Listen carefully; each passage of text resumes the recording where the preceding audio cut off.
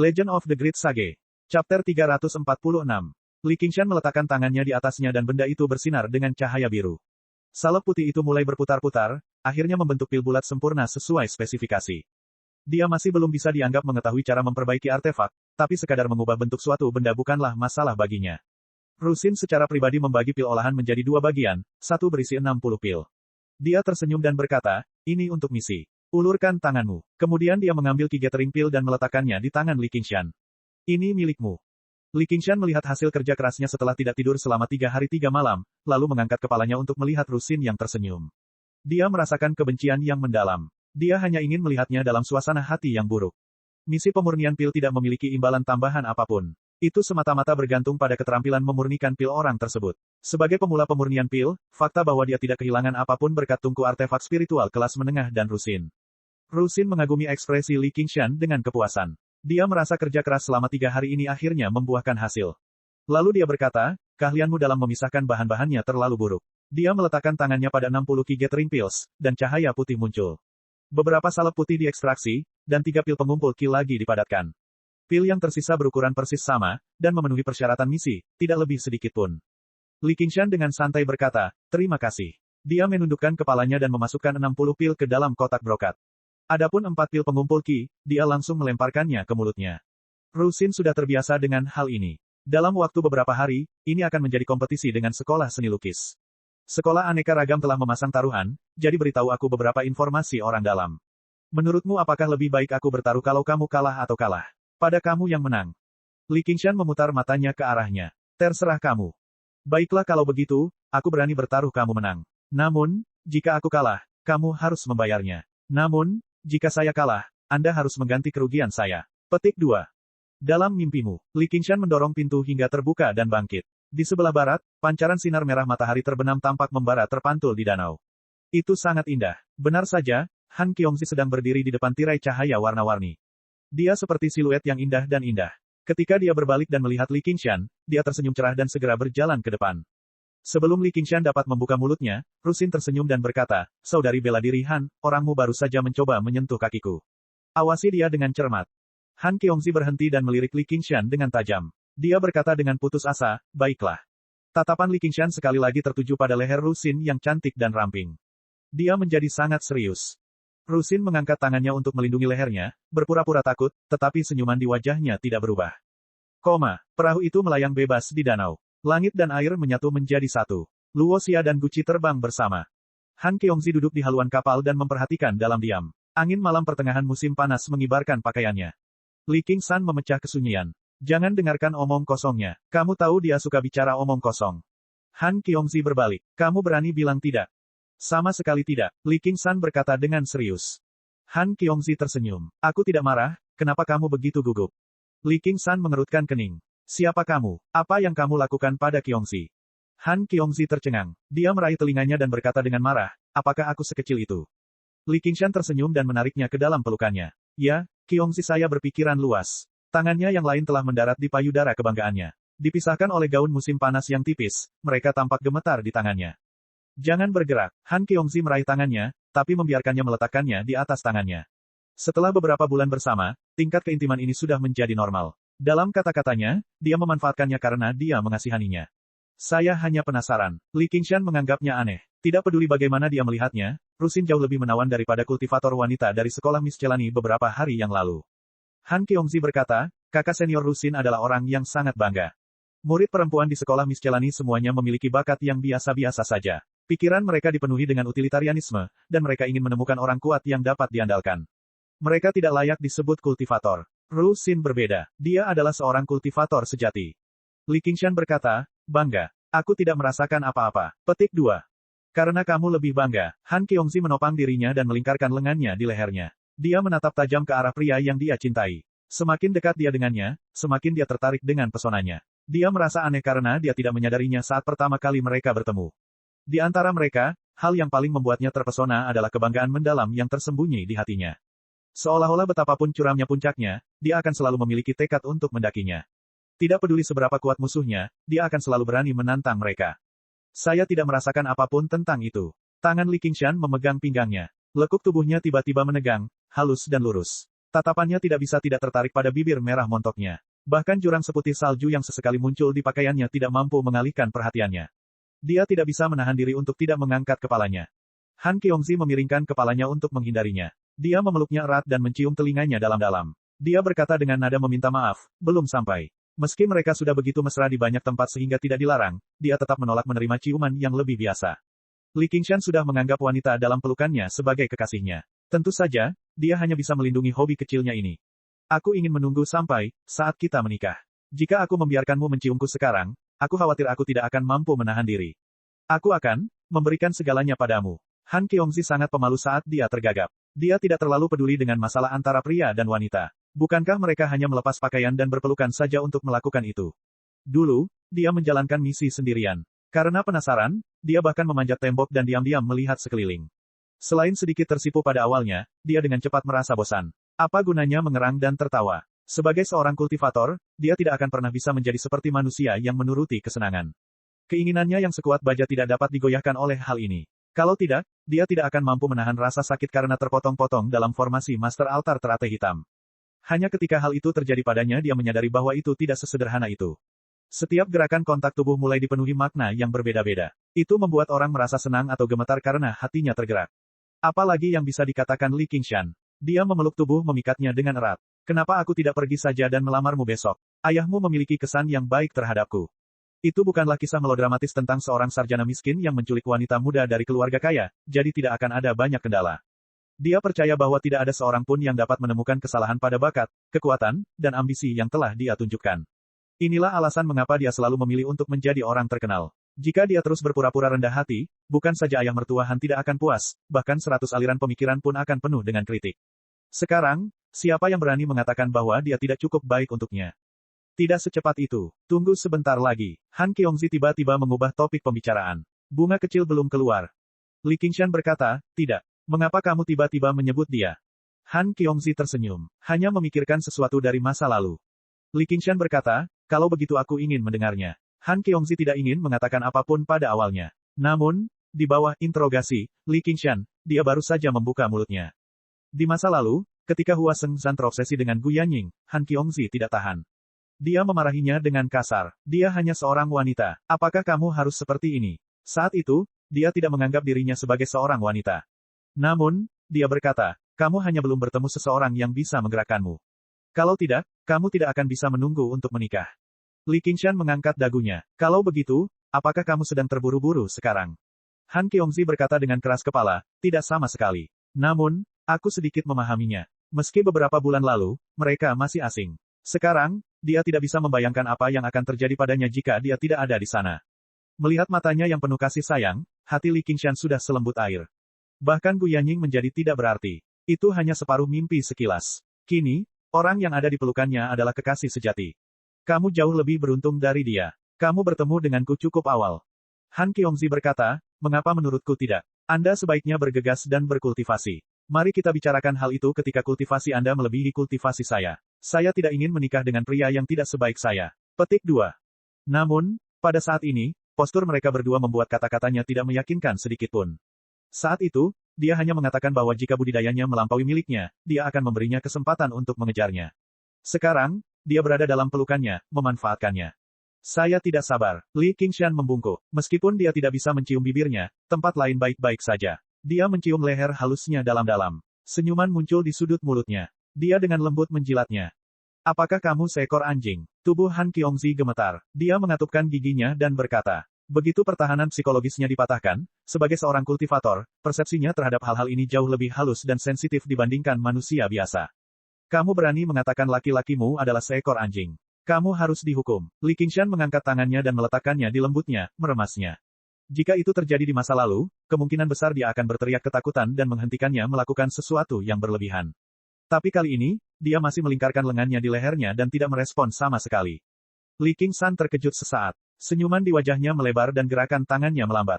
10 jarinya tenggelam dalam ke dalam dua benda lunak itu, mengubah bentuk anehnya sesuka hatinya. Napas Han Qiongzi bertambah cepat. Matanya seperti air, tapi dia tetap menyetujui gerakannya.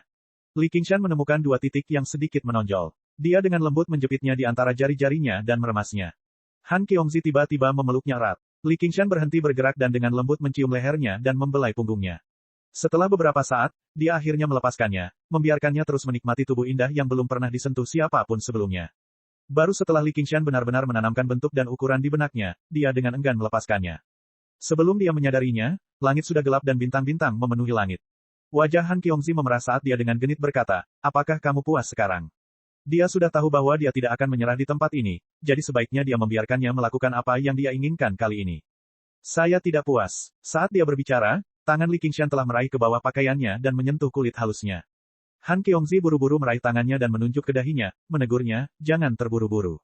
Saat ini, dia tampak seperti yang lebih tua. Sebenarnya, meskipun dia memberikannya padanya, itu tidak masalah. Cinta antara seorang pria dan seorang wanita adalah hal yang normal. Dia tidak peduli dengan kesuciannya seperti wanita fana, tapi dia takut jika dia memberikannya terlalu mudah, dia tidak akan menghargainya. Pria kecil ini, dia harus tetap di sisinya. Bagaimanapun, cepat atau lambat kamu akan menjadi milikku. Li Qingshan tidak terburu-buru. Sekarang kamu seperti itu, dan akan selalu begitu. Beberapa hari berlalu dengan sembarangan. Dalam sekejap mata, sudah waktunya berkompetisi dengan pelukis, Chu Danxing. Chapter 347. Di studio yang gelap, pilar cahaya bersinar dari jendela atap. Debu beterbangan di dalamnya, dan lantainya samar-samar tertutup kertas gambar. Ada banyak bentuk dan ukuran roh jahat yang berbeda-beda yang tergambar di atasnya. Sekilas saja sudah cukup untuk membuat seseorang merasakan aura ganas. Namun, tidak satupun dari gambar tersebut yang lengkap. Seolah-olah sang pelukis telah kehilangan minat pada mereka di tengah jalan. Chu Danxing berbaring di atas kertas gambar, anggota tubuhnya terentang. Wajahnya pucat dan berat badannya turun banyak. Matanya terbuka lebar, dipenuhi ketakutan yang belum hilang. Danxing, apakah kamu siap? Sebuah suara tua terdengar dari luar pintu. Itu adalah Chu Xidao. Ya Tuan, kata Chu Danxing lemah. Dia mendorong dirinya dari lantai dan berjalan ke meja gambar. Itu satu-satunya tempat yang rapi di ruangan itu. Semua kuas sudah dibersihkan, dan cat sudah tertata rapi. Bau darah meresap ke udara. Ada gambar di tengahnya. Chu Danxing menurunkan kelopak matanya, berusaha sekuat tenaga untuk tidak melihat gambar itu. Dia menggulung gambar berbingkai itu sedikit demi sedikit sebelum menghela napas lega. Seolah-olah ini bukanlah gambar yang dia gambar sendiri, melainkan seekor binatang buas yang akan menggigit. Pintunya terbelah dua, dan sinar matahari yang menyilaukan masuk dengan liar. Chu Danxing menutup matanya dengan tangannya dan perlahan-lahan melihat sosok buram. Dia buru-buru membungkuk dan berkata, Tuan. Chu Xidao merasa kasihan saat melihat penampilan muridnya. Lukisan darah zamrud telah memberinya bakat luar biasa, memungkinkan dia menggambar lukisan yang jauh melebihi tingkat kultivasinya. Namun, dia harus membayar mahal untuk itu. Dapat dikatakan bahwa dia benar-benar telah mencurahkan hati dan jiwanya ke dalamnya. Ayo pergi. Kemana? Chu Danxing agak bingung. Ia begitu asyik dengan dunia menggambar hingga hampir melupakan kompetisi tersebut. Pulau Kludwisep. Chu Danxing tiba-tiba tersadar. Dia ingat bagaimana dia diminum oleh Li Qingshan beberapa bulan yang lalu. Wajahnya memerah secara tidak wajar. Itu terjadi setelah hari itu. Dia mulai melukis dalam pengasingan dan tidak keluar studio selama hampir 6 bulan.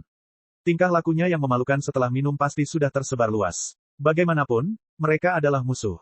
Hal itu tidak bisa dihindari. Dia membenci dirinya sendiri karena terlalu ceroboh. Dia mencengkeram gulungan itu di tangannya dengan erat. Kemarahan, penghinaan, dan depresinya menyatu dalam lukisan itu. Dia harus memberi pelajaran keras pada Li Qingshan. Ah, memalukan sekali. Setelah sekian lama, saya harap semua orang sudah melupakannya. Li Qingshan, aku tidak akan pernah memaafkanmu. Chu Danxing mengikuti Chu Xidao dengan cemas. Mereka sampai di luar Pulau Kludwisep dan melihat banyak hutan bambu yang telah ditebang. Itu telah menjadi ladang atau kebun buah-buahan, dan beberapa murid sekolah pertanian sedang mengerjakannya. Sayang sekali, Chu Xidao mendengus. Suasana tenang dan elegan ini. Awalnya cocok untuk melukis, namun sayangnya jatuh ke tangan orang awam seperti Liu Chuanfeng. Melewati hutan bambu. Ketika mereka tiba di loteng bambu, Liu Changqing duduk di beranda sambil menyeruput teh. Dia mengangkat cangkirnya dan mengangguk sambil tersenyum. Liu Chuanfeng dan Sun Fubai duduk di sampingnya. Namun, tidak satupun dari orang-orang ini yang berhasil menarik perhatian Chu Danxing, saat Li Qingshan yang malang itu melangkah mendekat. Wajahnya bertepi senyum percaya diri dan berseri-seri saat dia membungkuk dengan tenang. Tuan Chu, rekan Chu, Anda akhirnya datang. Chu Xidao mengangguk dan berkata kepada Liu Changqing, rekan Liu, ini bukan tempat untuk kompetisi. Mengapa Anda membawa kami ke sini? Ini adalah sekolah di Pulau Lukisan. Dia tidak ingin melihatnya hancur. Liu Changqing berkata, kompetisi ini akan diadakan di sekolah bidang seni bela diri besar militer. Namun, sekolah novel memiliki beberapa keberatan terhadap taruhan ini, jadi kami mengundang kedua belah pihak ke sini untuk mendiskusikannya. Chu Danxing memelototi Li Qingshan. Apa? Kamu ingin kabur? Tentu saja tidak. Li Qingshan tersenyum dan kembali menatap Liu Chuanfeng. Setelah mendapat persetujuan nominal dari kepala sekolah novel, dia baru saja berkata, saya hanya merasa kompetisi ini sangat tidak adil. Chu Danxing berkata, kaulah yang secara pribadi menyetujuinya. Mengapa ini tidak adil? Li Qingshan berkata terus terang, Pulau Kludwisep adalah fondasi sekolah novel kita. Jika kita kalah, tentu saja kita tidak akan punya apa-apa. Jika kita menang, kita hanya akan mempertahankan sesuatu yang menjadi milik kita. Grandmaster Chu, menurut Anda ini adil? Kami hanya setuju karena kami tidak punya pilihan lain. Jika sekolah seni lukis tidak dapat memberikan taruhan yang sesuai, saya akan meminta kepala keluarga Liu untuk membatalkan kompetisi ini. Sekarang, ini bukan sesuatu yang bisa kamu batalkan hanya karena kamu menginginkannya. Taruhan apa yang kamu inginkan? Mari kita dengarkan. Chu Xidao menatap Li Qingshan dengan mata berbinar. Memang benar dia tidak pernah memikirkan tentang taruhan itu. Menurutnya, aliran novel pasti kalah. Tidak perlu memasang taruhan seperti itu sama sekali. Saat ini, bocah nakal ini jelas tahu bahwa dia akan kalah, jadi dia menggertak dan mencoba melarikan diri. Jika dia bersikeras menolak, Liu Changqing tentu saja tidak akan membantunya membatalkan kompetisi. Dia hanya takut bocah nakal ini menolak untuk berpartisipasi dan mengatakan bahwa sekolah seni lukis memaksanya. Karena kamu ingin bertaruh, aku akan memberimu satu. Apa yang salah dengan itu? Li Qingshan berkata, saya tidak tahu apa yang saya miliki yang dapat menandingi nilai Pulau Kludwisep. Tolong beritahu saya, Grandmaster Chu. Saya seorang pelukis miskin. Saya tidak punya sesuatu yang berharga, hanya beberapa lukisan kecil. Lukisan ini adalah karya terakhir saya. Jika menurut Anda cocok, tidak apa-apa. Jika dirasa tidak cocok, maka Anda bisa langsung mengaku kalah. Chu Xidao dengan santai mengeluarkan lukisan dan berkata dengan bangga. Liu Changqing berseru, jangan bilang kalau itu adalah gadis surgawi yang menyebarkan bunga.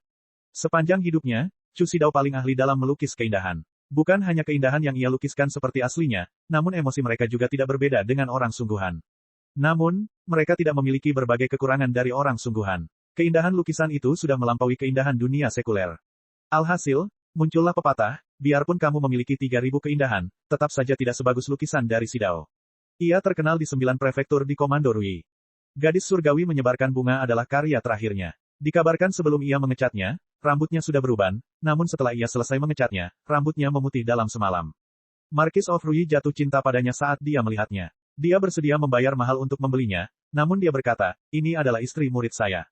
Saya tidak bisa memberikannya kepada orang lain.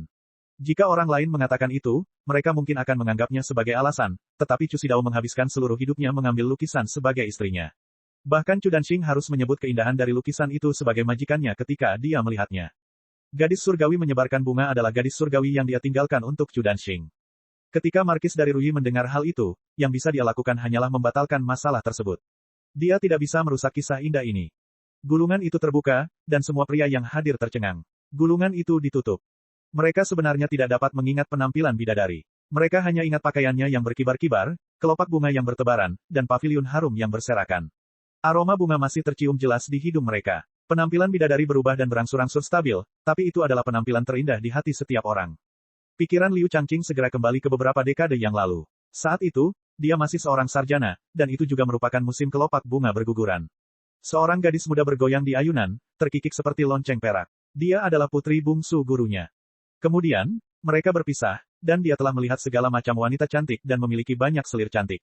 Penampilannya bahkan tidak bisa digambarkan cantik, tapi perasaan yang dia berikan padanya tidak bisa digantikan oleh kecantikan apapun. Bahkan dia tidak bisa. Waktu berlalu, perasaan saat itu sudah kabur, namun ketika melihat lukisan itu, tiba-tiba menjadi jelas kembali, seolah-olah baru terjadi kemarin, seolah-olah baru terjadi sekarang. Menatap ke belakang dan tersenyum mungkin tidak memikat, tapi itu sudah cukup untuk memenangkan hati seseorang. Bahkan jika dia harus menghabiskan ribuan atau puluhan ribu batu spiritual, itu akan sia-sia. Li Qingshan sadar, ketika dia melihat Liu Chuanfeng dan Sun Fubei lagi, mereka berdua memiliki ekspresi yang sama. Jelas sekali bahwa mereka sedang mengenang masa lalu. Hanya Chu Danxing yang linglung. Gurunya sudah lama mengatakan bahwa dia akan meninggalkan lukisan ini untuk menjadi istrinya, tetapi dia belum pernah melihatnya dengan matanya sendiri agar tidak mengganggu perhatiannya. Dia memiliki harapan yang besar di dalam hatinya, tetapi sekarang setelah dia melihatnya, dia merasa bahwa itu tidak begitu mengharukan seperti keindahan yang dilukis oleh gurunya di masa lalu. Namun, semua orang yang pernah melihat lukisan ini mengatakan lukisan itu bagus, dan mereka linglung karena aneh. Chu Xidao diam-diam senang. Lukisan ini adalah hasil karya hidupnya, dan benar-benar membalikkan gaya sebelumnya. Di masa lalu, dia telah melukiskan ekspektasi. Ketika para kultivator menawarinya batu spiritual, dia akan melukis wanita tercantik di hati mereka. Namun lukisan ini penuh kenangan. Hal ini dapat dengan mudah menembus pertahanan psikologis kuat seorang kultivator, menyentuh bagian paling lembut dari hati seseorang, dan membangkitkan kenangan terindah. Ekspektasi mungkin berubah seiring dengan status seseorang, namun kenangannya tidak akan pernah pudar. Ibarat sebotol anggur tua, semakin lama disimpan, semakin nikmat jadinya. Orang yang benar-benar menyentuhmu akan selalu menjadi dirimu sendiri. Hanya ketika dia memperhatikan ekspresi muridnya barulah Chu Xidao menyadari bahwa dia telah salah perhitungan. 11 tahun yang lalu, Chu Danxing hanyalah seorang pengemis kecil. Yang bisa dia pikirkan hanyalah makan roti. Bahkan makan daging pun terlalu boros baginya. Sekarang, meskipun dia terangsang, dia seperti selembar kertas kosong dalam aspek ini. Dia sama sekali tidak peduli dengan kenangan. Jika Chu Xidao menggunakan pemikiran ini untuk mengecat sepiring roti putih kukus, dia akan benar-benar ngiler. Baiklah, aku setuju, kata Li Qingshan. Namun, itu bukan karena kecantikannya atau bimbingan ilahi. Sebaliknya, itu karena aura yang dipancarkan lukisan itu jelas melampaui tingkat artefak spiritual. Namun, itu tidak bisa disebut artefak. Dengan kata lain, itu bukanlah artefak sama sekali. Itu lebih seperti makhluk hidup kuat yang tersegel dalam lukisan itu. Jika dia berduel dengan wanita surgawi dalam lukisan itu, bahkan dia sendiri tidak akan yakin untuk menang. Bagaimanapun, itu jelas merupakan hal yang bagus. Terlebih lagi, Li Qingshan hanya berusaha memaksimalkan keuntungannya. Jika Chu Xidao benar-benar pelit, dia tidak akan menyerah dalam kompetisi. Dia sudah puas dengan hasil ini. Liu Changqing berkata, baiklah, mari kita tanda tangani kontraknya. Tidak seorang pun boleh menarik kembali kata-katanya. Di pulau perang besar kaum militer, tribun penonton dengan pilar-pilar besar dengan ketinggian berbeda-beda sudah dipenuhi orang. Melihat kedatangan sekelompok orang, diskusi pun langsung terjadi. Qingshan, Han Qiongzi, yang telah menunggu lama, segera menghampirinya. Dia ingin memeluknya, tapi setelah melihat sekeliling, dia menggigit bibir dan terlalu malu untuk melakukannya. Mata Li Qingshan berbinar. Hari ini, dia mengenakan gaun istana berwarna merah besar, dan sudut gaunnya disulam dengan bunga peoni yang indah. Jika wanita biasa mengenakan gaun ini, mungkin akan terlihat terlalu mencolok. Hanya dia yang memiliki watak yang percaya diri dan flamboyan serta sikap yang begitu mengharukan. Dia tampak seperti bola api yang berkobar, dan kecantikannya tak tertandingi. Sikap mulia seorang wanita dari keluarga bangsawan, yang awalnya tersembunyi di balik kebiasaannya yang berani dan tidak terkendali, perlahan-lahan terungkap dan sangat mengharukan. Tampaknya setelah kencan tersebut, dia menjadi semakin mahir dalam berpakaian. Rambut hitamnya, yang awalnya hanya sebahu, tanpa sadar telah menutupi punggungnya. Chapter 348. Liu Chuanfeng terkejut, apakah ini masih Han Qiongzi? Kenapa aku tidak ingat dia begitu cantik? Saya bahkan lebih terkesan dengan Li Qingshan, saya dan... Sun Fubei menarik lengan bajunya, dan Liu Chuanfeng kembali sadar. Dia pergi dengan tergesa-gesa. Chu Danxing meliriknya dan tidak berani melihat lagi. Dengan matanya yang tajam sebagai seorang pelukis, dia sekilas mengenalinya. Inilah wanita yang berteriak bahwa dia ingin minum bersamanya setelah dia mabuk hari itu. Dilihat dalam keadaan jelek oleh wanita cantik, Chu Danxing hampir menutupi wajahnya dan berjalan pergi, takut dia akan mengenalinya. Namun, di mata Han Qiongzi, tidak ada orang lain di sekitarnya saat ini. Li Qingshan memegang tangan Han Qiongzi dan tersenyum. Setelah aku menang, ayo jalan-jalan di prefektur Clear River. Meskipun lebih mudah memanfaatkan mendayung perahu, tempat yang ramai dan bising lebih cocok dengan kepribadiannya.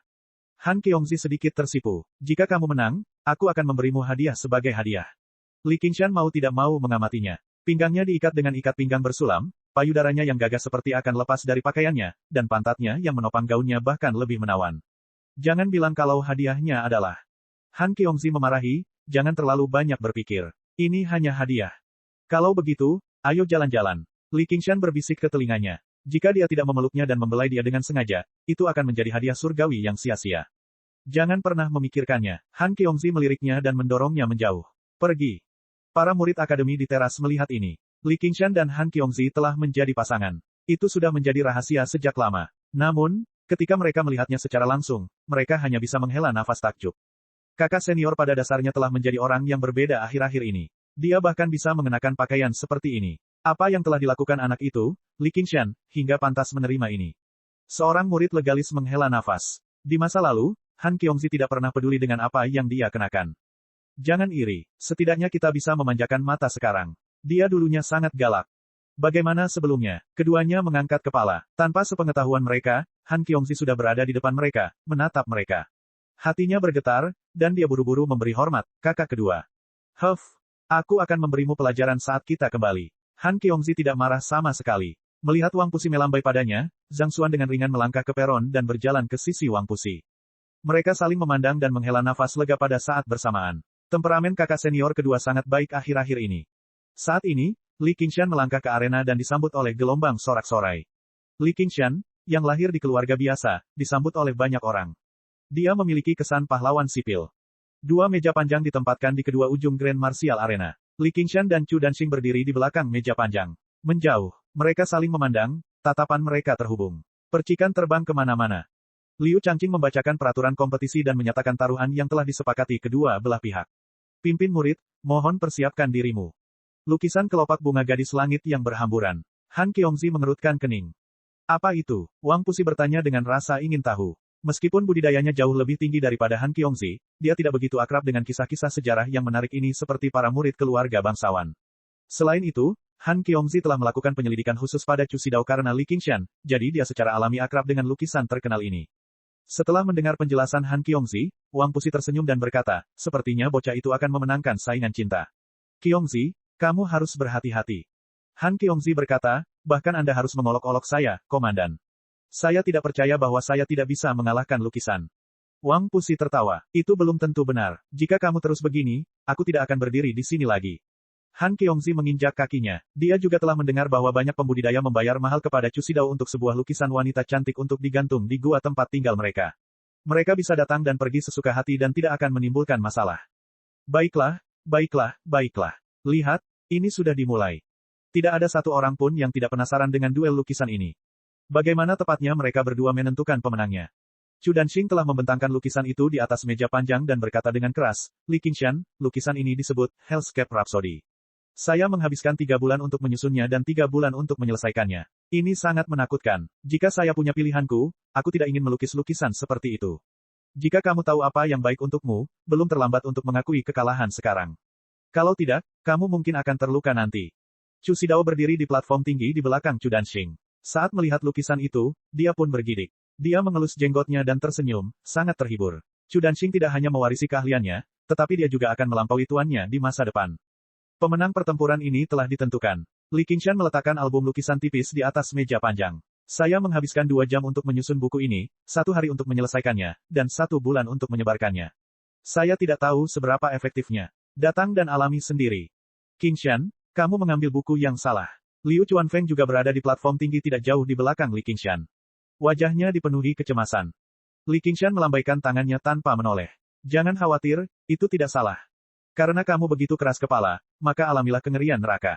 Chu Danxing mengatupkan jari-jarinya seperti pedang dan menunjuk ke depan. Lukisan itu terbang dengan suara mendesing. Warna-warna menyala memenuhi kertas lukisan, tetapi hanya ada satu warna, merah. Merah tua, merah menyala, merah darah. Pegunungan merah tua bergerigi aneh.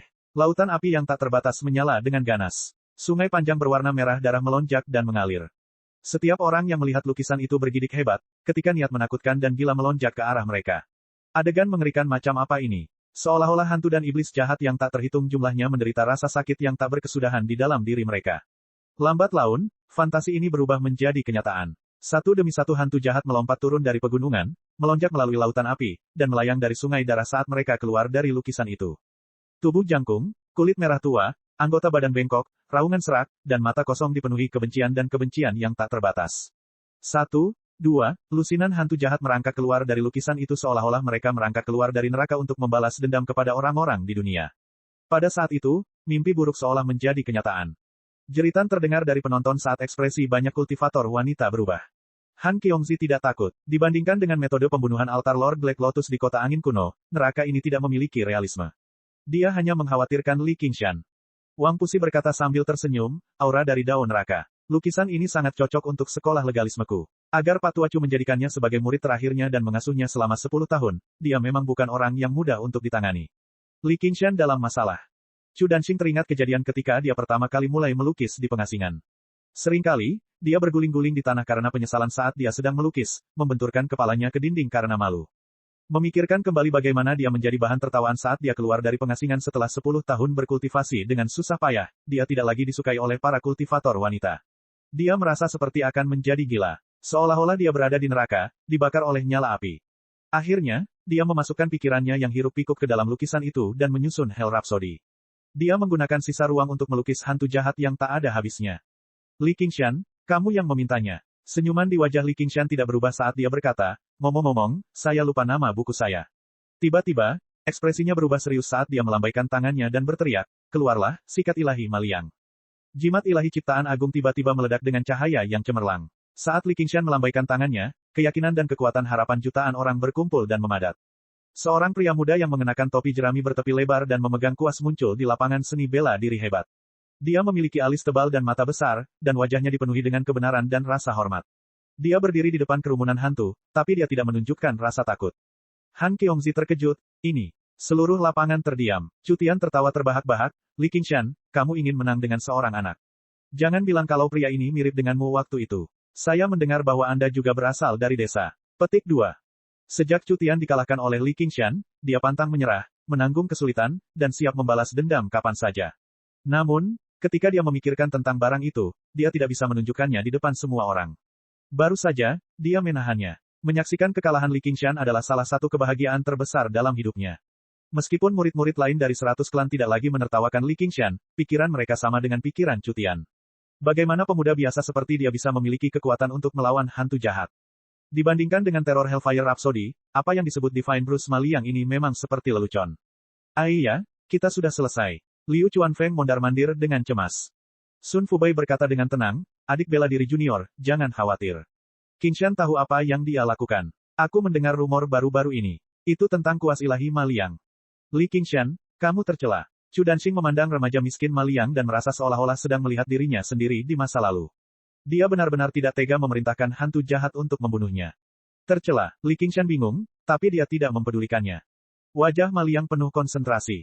Dia mengangkat kuas ilahi dan dengan cepat menariknya ke udara. Tekad jimat ilahi dari ciptaan besar terus-menerus diubah menjadi kekuatannya. Di bawah tatapan takjub penonton, sebuah sepatu emas melangkah ke lapangan seni bela diri hebat dengan keras. Dewa lapis baja emas yang memegang kapak belati emas berjalan keluar dari udara dan mengarahkan kapak belati emas ke arah hantu jahat. Penampilan dewa lapis baja emas itu sederhana dan kekanak-kanakan. Bahkan ada sepasang sayap emas di punggungnya. Dia tampak seperti seorang jenderal surgawi dalam imajinasi anak-anak. Namun, aura yang dia pancarkan tidak kalah dengan aura hantu jahat. Chu Tian, yang tertawa terbahak-bahak, tiba-tiba menutup mulutnya. Mulut Chu Danxing ternganga. Bukankah ini kemampuan sekolah seni lukis? Mengapa karakter ciptaan sekolah seni lukis memiliki kemampuan seperti itu? Chu Xidao berteriak, Danxing, tunggu apa lagi? Dewa lapis baja emas melebarkan sayapnya dan terbang ke langit. Dia menukik ke bawah menuju terbitnya matahari di timur dan berubah menjadi kilatan cahaya kemasan. Kapak belati emas di tangannya menembus hantu jahat. Hantu jahat itu gemetar dan menghilang. Chu Danxing segera bereaksi. Hantu-hantu jahat itu mengaum dan menerkam dewa berarmor emas itu. Namun, dewa lapis baja emas itu terbang ke langit lagi dan berputar bola-balik dengan kapak belati emas di tangannya. Keputusasaan di wajah Liu Chuanfeng segera berubah menjadi keterkejutan. Han Qiongzi berteriak, kerja bagus, Qingshan. Li Qingshan, sebaliknya, merasakan hatinya sakit karena besarnya kemauan yang telah dia keluarkan. Ini bukan truki, dan akan berkurang setiap kali digunakan. Saat ini, dia tidak peduli. Di depan pacarnya, dia harus memenangkan pertarungan ini sepuasnya. Dewa lapis baja emas kedua yang digambar Maliang dengan kuas ilahi di tangannya berjalan keluar dari udara. Chu Danxing, hari ini, saya akan menggunakan sekolah seni lukis untuk mengalahkan Anda. Saya akan menunjukkan kekuatan sekolah seni lukis. Chapter 349. Dewa lapis baja emas kedua bahkan lebih tinggi dan perkasa dari dewa pertama. Dia mengenakan baju besi berat dan memiliki pinggang bundar. Sekilas terlihat seperti bola, dan palu emas segi 8 di tangannya seukuran tangki air. Ia menyerang roh jahat seperti kereta perang, dan itu seperti kereta perang yang menderu-deru, menghancurkan segala sesuatu yang dilewatinya. Lusinan roh jahat membuka mulut mereka yang berdarah dan meraung serempak. Taring mereka yang bergerigi mengeluarkan aliran air liur yang menetes ke tanah. Itu mendesis seperti asam dan menimbulkan awan asap putih. Dewa lapis baja emas mengayunkan tangannya, dan palu emas itu berdengung saat melaju hingga ekstrim. Benda itu terbang dari tangannya dan berubah menjadi meteor emas, menabrak wajah roh jahat yang bengkok. Roh jahat lainnya menghilang, namun roh jahat yang lebih banyak lagi melonjak melewati palu emas yang jatuh ke tanah dan menyerang dewa lapis baja emas yang telah kehilangan senjatanya. Dewa lapis baja emas itu melompat ke udara dengan postur yang sangat ringan, seperti awan gelap yang tiba-tiba muncul. Dia menerkam kelompok roh jahat dengan postur yang sama seperti sebelumnya. Dong, suara berat terdengar. Bumi bergetar dan gelombang kejut menyebar ke segala arah.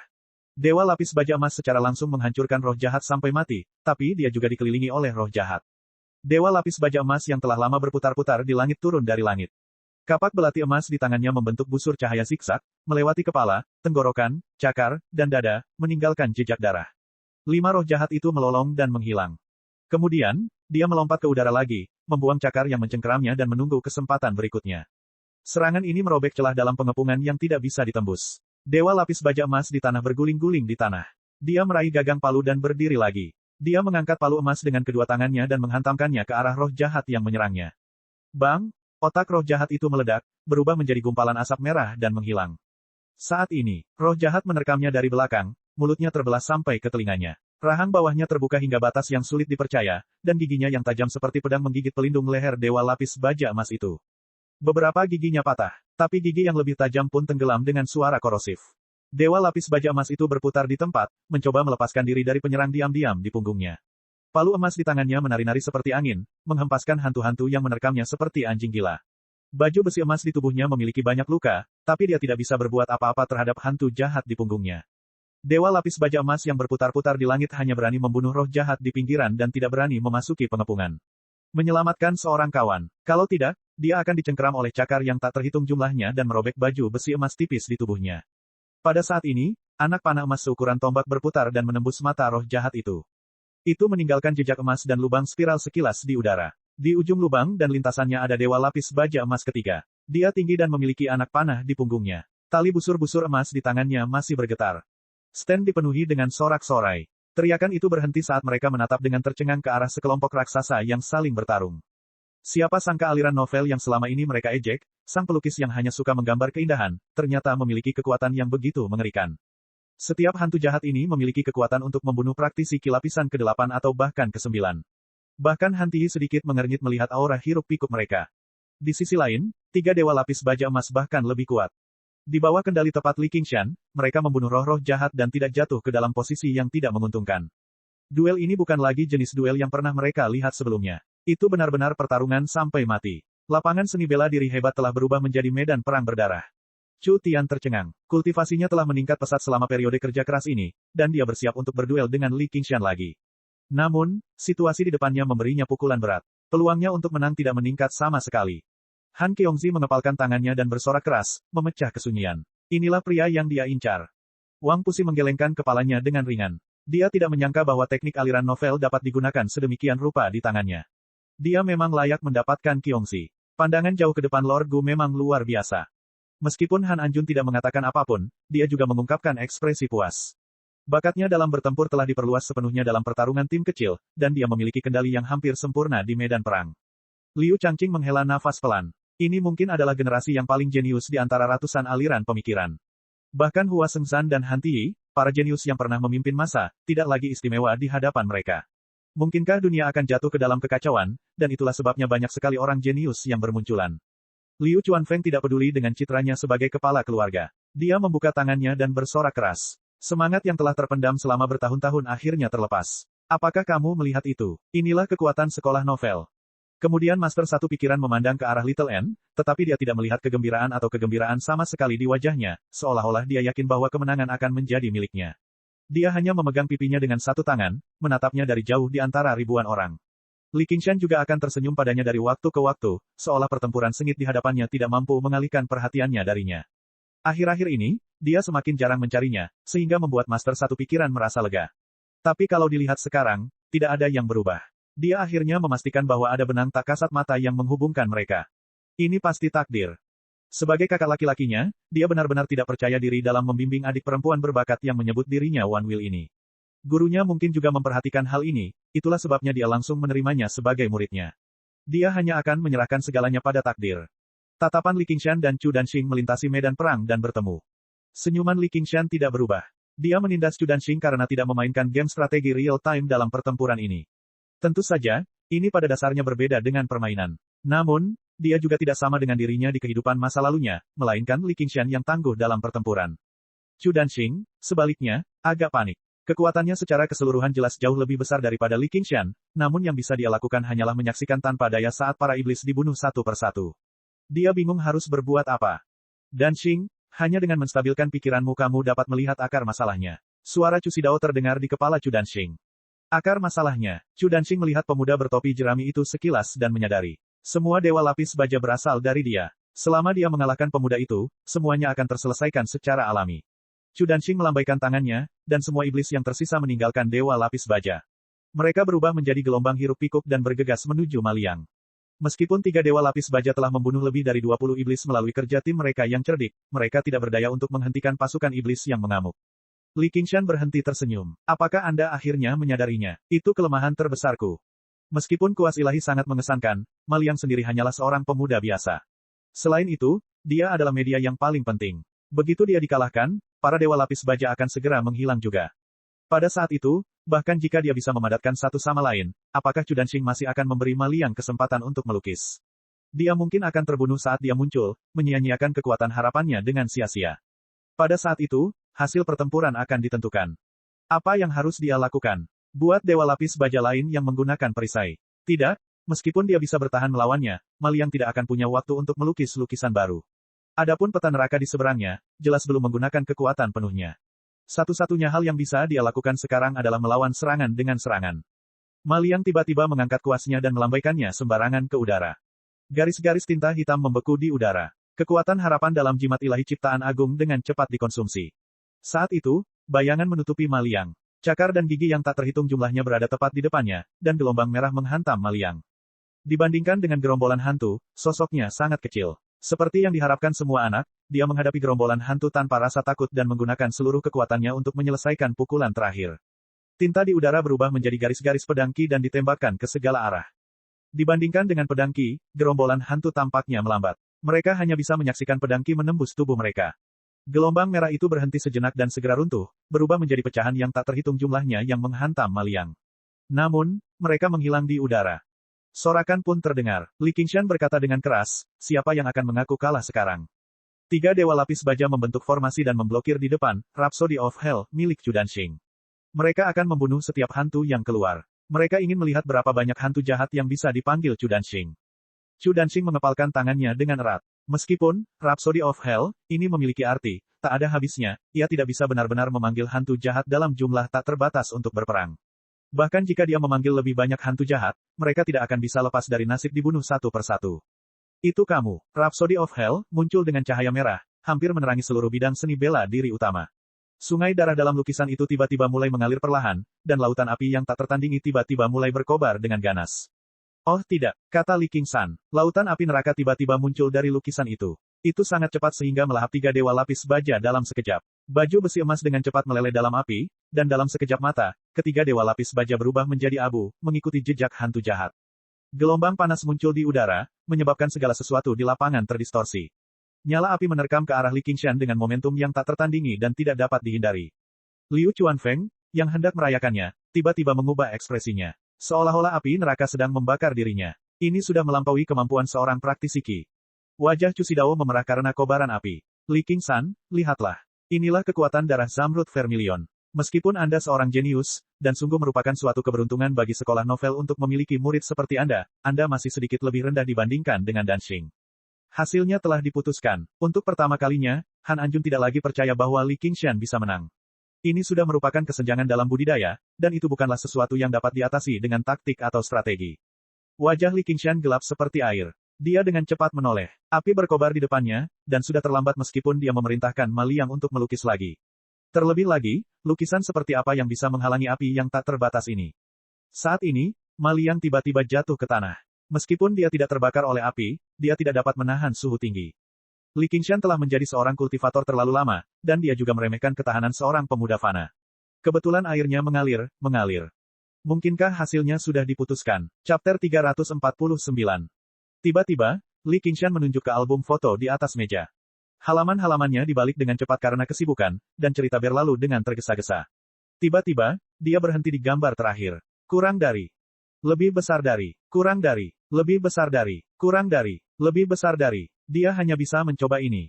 Dia tidak ingin menggunakan Ma Liang sebagai media. Dia ingin menggunakan kekuatan kehendaknya untuk memanggil gambar ini. Itu akan menjadi akhir dari dongeng ini. Ma Liang ditangkap dan dibawa ke istana. Kaisar ingin dia menggambar pohon uang. Ma Liang mengangkat tangannya dan menggambar laut. Kaisar sangat tidak senang saat melihat ini. Dia memarahi, aku memintamu menggambar pohon uang, siapa yang memintamu menggambar laut? Ma Liang kemudian menggambar sebuah pulau kecil di laut. Dia menggambar pohon yang tinggi dan besar di pulau itu. Bukankah ini pohon uang? Kaisar segera menjadi bahagia. Cepat ambil perahunya. Saya ingin pergi ke laut dan mendapatkan uang. Ma Liang menggambar perahu kayu yang sangat besar. Kaisar kemudian membawa permaisuri, putra mahkota, putri, dan banyak menteri serta jenderal ke dalam perahu. Ma Liang menarik beberapa hembusan angin lagi, dan perahu mulai bergerak. Kaisar merasa perahunya bergerak terlalu lambat, jadi dia berteriak ke haluan perahu, angin lebih kencang. Angin lebih kencang. Ma Liang menambahkan beberapa hembusan angin lagi, dan perahu kayu itu dengan cepat bergerak menuju tengah laut. Ma Liang menambahkan beberapa hembusan angin lagi, dan laut menderu, menggulung ombak, dan perahu bergoyang. Kaisar ketakutan. Dia berteriak pada Ma Liang, cukup angin, cukup angin. Ma Liang pura-pura tidak mendengarnya dan terus menarik angin. Laut sedang marah, dan ombak menghantam perahu. Perahunya miring, dan perahunya berada dalam kekacauan. Kaisar memeluk tiang kapal dan berteriak, anginnya terlalu kencang. Perahunya akan terbalik. Berhenti menggambar. Ma Liang mengabaikannya dan terus menarik angin. Angin semakin kencang, dan banyak awan gelap tebal beterbangan. Kilat menyambar dan guntur menderu. Terjadi hujan lebat, dan laut seperti tembok yang runtuh, menghantam perahu. Han Qiongzi tidak tahan menontonnya lagi. Dia khawatir Li Qingshan tidak akan mampu menanggung pukulan kegagalan. Dia berpikir tentang bagaimana menghiburnya nanti tanpa melukai harga dirinya. Bagaimanapun, dia sangat bangga. Dia memberinya hal seperti itu. Dia pasti akan senang. Paling-paling, dia akan membiarkan dia memenuhi keinginannya beberapa hari yang lalu. Dia tiba-tiba mendengar suara ombak. Tempat ini sangat jauh dari tepi danau, bagaimana bisa terdengar suara ombak? Lalu tercium bau asin. Saat bau itu masuk ke hidungnya, dia tiba-tiba mengangkat kepalanya. Gelombang besar seperti tembok tinggi berdiri di depan Li Qingshan. Lautan tanpa batas. Li Qingshan mendorong tangannya ke depan. Gelombang besar itu terguling dan menyapu ke arah kobaran api, dengan paksa mendorong api neraka kembali ke lapangan.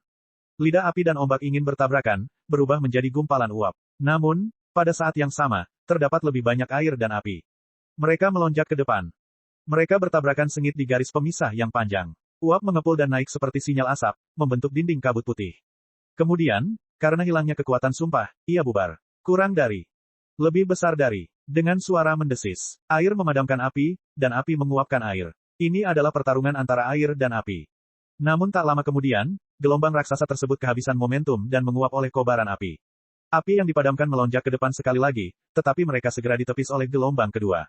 Wajah Chu Danxing menjadi merah padam karena cahaya api. Itu sedikit terpelintir, dan bahkan matanya berkedip-kedip dengan cahaya merah. Dia hampir menjadi gila. Dia terus-menerus menggunakan Hell Endowment, dan bahkan lebih banyak lagi api neraka yang muncul. Dia memikul harapan tuannya, harapan pelukis, dan nama istri dalam lukisan itu. Dia tidak bisa kalah dalam pertempuran ini, dia pasti tidak bisa. Li Qingshan sudah berhenti memedulikan konsumsi kekuatan sumpah. Dia menciptakan gelombang besar. Pulau Kludwisep adalah tempat yang bagus, jadi bagaimana dia bisa memberikannya begitu saja kepada orang lain? Jika dia kalah, dia akan kehilangan semua kekuatan sumpah yang telah dia gunakan. Apalagi dia tersenyum. Dia tidak boleh kehilangan muka di hadapan calon istri dan ayah mertuanya. Lapangan latihan seni bela diri besar yang berbentuk lingkaran dibagi menjadi dua bagian, merah-merah dan biru cerah. Itu adalah batas memutar antara neraka api dan lautan air. Ia terus-menerus maju dan mundur, terjebak dalam kebuntuan yang intens. Suara gemeretak api dan gemuruh air memekakkan telinga. Semua orang tercengang dengan konfrontasi teknik yang menggemparkan ini. Awalnya, mereka mengira bahwa mereka tidak akan lagi terkejut dengan pertarungan antara praktisi Qi setelah menyaksikan pertarungan antara Li Qingshan dan Chu Tian. Ketika Chu Tian dan Li Qingshan bertarung, mereka hanya sesekali menunjukkan kemampuan para penggarap yayasan pendirian.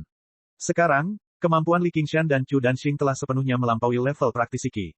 Mereka pada dasarnya tampak tidak berbeda dengan para penggarap yayasan pendirian. Baik itu pelukisnya, tapi apa yang ditampilkan Li Qingshan benar-benar kekuatan aliran novel yang sudah lama mereka olok-olok. Sementara itu, Li Qingshan hanya berada di lapisan ketujuh dari praktisi Qi. Apakah selama ini mereka meremehkan aliran novel?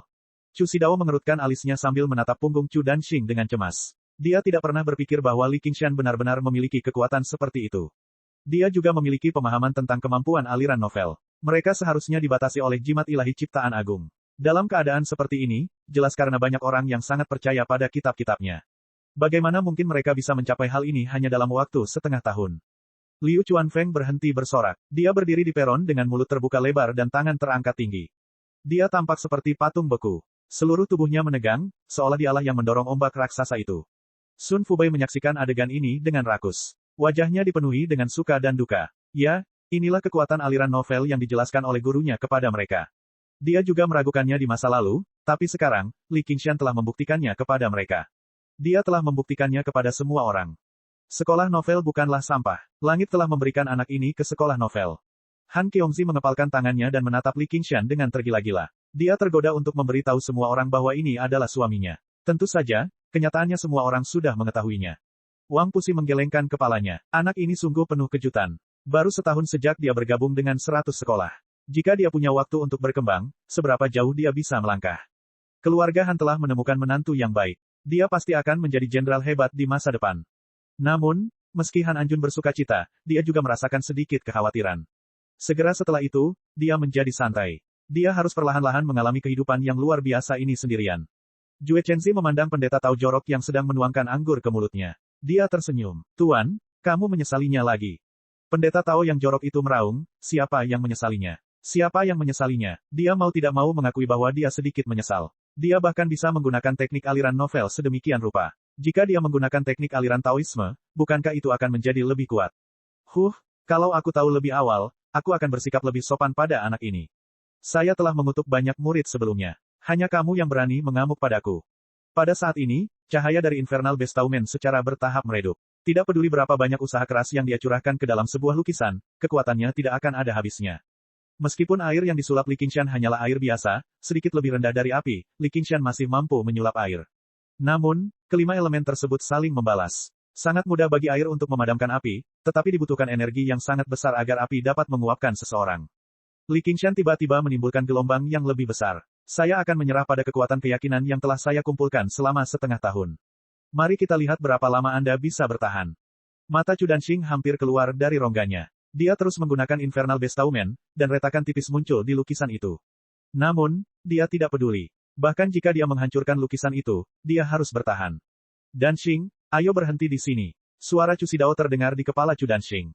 Tapi, Tuan, jika kita terus bertarung, kedua belah pihak akan terluka. Chu Xidao adalah seseorang yang menyukai lukisan. Bagaimana dia bisa tega melihat pemberian infernal yang telah dia kerjakan selama 6 bulan dihancurkan begitu saja? Di sisi lain, Li Qingshan tidak menunjukkan tanda-tanda kehabisan kekuatan keyakinan. Peluangnya untuk menang hampir nol. Chu Danxing tidak bisa melanggar perintah tuannya. Dia menendang meja di depannya dan menyingkirkan Infernal Bestowment dengan enggan. Li Qingshan juga segera berhenti menggunakan jimat ilahi ciptaan hebat. Tidak mudah mengumpulkan kekuatan keyakinan. Setiap bit dihitung. Dalam sekejap, air dan api lenyap. Semua orang merasa itu tidak nyata. Jika bukan karena bekas yang jelas dari dua lukisan yang terbakar api dan tersapu air, pada dasarnya mereka pasti curiga bahwa semua yang baru saja terjadi adalah mimpi. Seluruh tempat menjadi sunyi. Mereka saling berpandangan satu sama lain. Siapa yang menang? Namun, semua leluhur melihatnya dengan jelas. Liu Changqing menatap Chu Xidao dengan tatapan bertanya-tanya. Chu Xidao mengangkat tangannya dan berjalan ke sisi Chu Danxing. Dia menepuk pundaknya dengan nyaman dan berkata kepada Li Qingshan, kamu menang. Li Qingshan menggenggam tangannya. Terima kasih sudah bersikap santai. Namun, mata Chu Danxing memerah dan bibirnya bergetar. Dia sepertinya hendak menangis. Mengapa saya merasa seperti saya telah menjadi penjahat hebat yang menindas anak muda yang naif? Itu hanya sebuah kompetisi. Apakah Anda perlu bertindak seperti ini? Sebelumnya, Li Qingshan sangat percaya diri, tetapi dia juga bersiap untuk kegagalan. Bagaimanapun, tidak ada yang mutlak. Dibandingkan dengan kekalahan telak yang dideritanya di masa lalu, persaingan yang bahkan tidak mengancam nyawanya bukanlah apa-apa. Kemungkinan terburuknya, dia harus pindah ke pulau lain untuk melanjutkan pembangunan. Aliran novel tidak terlalu bergantung pada tanah. Selama dia punya pemikiran, apakah perlu khawatir tidak bisa berkembang? Li Qingshan telah naik dari paling bawah. Bagaimana dia bisa memahami hal ini? Chu Danxing telah belajar melukis selama 10 tahun, dan dia tidak pernah mengalami kemunduran apapun. Dia sempat kalah di pertarungan pertamanya, jadi perbedaannya memang sulit dia terima. Dia mengira dia hanya memenangkan lukisan yang kuat. Dia tidak pernah mengira itu adalah istri Chu Danxing. Sorakan terdengar dari peron. Meski aliran novel tidak memiliki reputasi yang baik, mereka tetap lebih ramah dibandingkan pelukis asing. Bagaimanapun, mereka telah mengutuk mereka selama bertahun-tahun. Sekarang, semua orang mengakui kekuatan aliran novel. Mereka sebenarnya bisa memunculkan sosok-sosok yang bisa menggunakan kemampuan pelukis untuk mengalahkan mereka. Ini terlalu sulit dipercaya. Beberapa murid baru bahkan menyesal tidak bergabung dengan sekolah novel. Di bawah pimpinan Liu Changqing, Chu Xidao dan Liu Chuanfeng tiba di peron. Di belakang mereka adalah murid utama dari sekte masing-masing. Chu Xidao mempersembahkan gadis surgawi menyebarkan bunga dengan kedua tangannya. Aku sudah lama mendengar bahwa sekolah novel dapat memunculkan segala macam keajaiban. Sekarang setelah aku melihatnya sendiri, itu memang benar. Pantas saja kamu adalah salah satu dari 10 sekolah yang dipilih oleh Kaisar Suci. Petik 2. Muridmu, Li Qingshan, bahkan lebih luar biasa. Kami dengan sepenuh hati menerima kekalahan kami dalam pertempuran ini. Jika kami telah menyinggung perasaanmu dengan cara apapun di masa lalu, mohon maafkan kami, Patriark Liu. Lukisan ini adalah sesuatu yang telah aku susah payah dibuat, jadi perlakukan itu sebagai permintaan maafku. Tolong perlakukan dia dengan baik. Cek.